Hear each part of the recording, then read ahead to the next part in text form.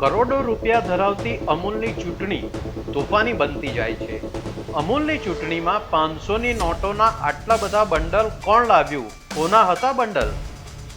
કોંગ્રેસ અને ભાજપ વચ્ચે છૂટા હાથની મારામારીના દ્રશ્યો જોવા મળી રહ્યા છે। રૂપિયાથી જીતાય છે અમૂલની ચૂંટણી। આણંદની અમૂલ ચૂંટણીમાં ફોર્મ ભરવા આવેલ ભાજપ અને કોંગ્રેસના ઉમેદવારો વચ્ચે કલેક્ટર કચેરીમાં ઝાપાઝાપીના દ્રશ્યો સામે આવ્યા। કલેક્ટર કચેરીના ત્રિનેત્રમના કેમેરાના ઉપયોગ કરવામાં આવશે ખરો? અમૂલની ચૂંટણીમાં સભ્યોને અને ઉમેદવારોને ખરીદવા 7 લાખની ઓફર કરવામાં આવી રહ્યા છે એવા આક્ષેપો પણ લાગ્યા છે। આક્ષેપ કરવામાં આવી રહ્યા છે કે પપ્પુભાઈ પાઠકના માણસોએ રોકીને કરી રહ્યા હતા બબાલ।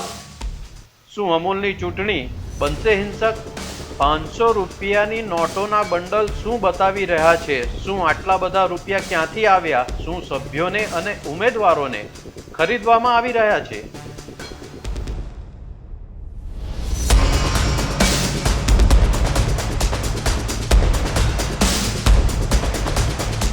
શું નામ છે તમારું?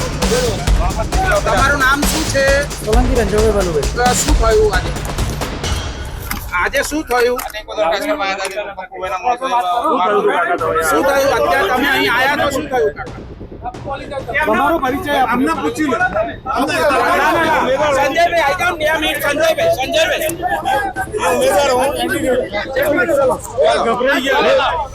ઉમેદવાર હું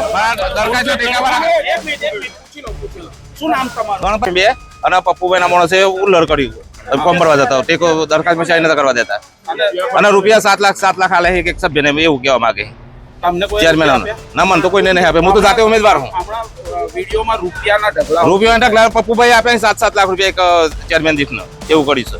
એટલા મારા ઠેકેદાર ને દરખાસ્ત વાળાને દબોન કરતા હતા, મારતા હતા।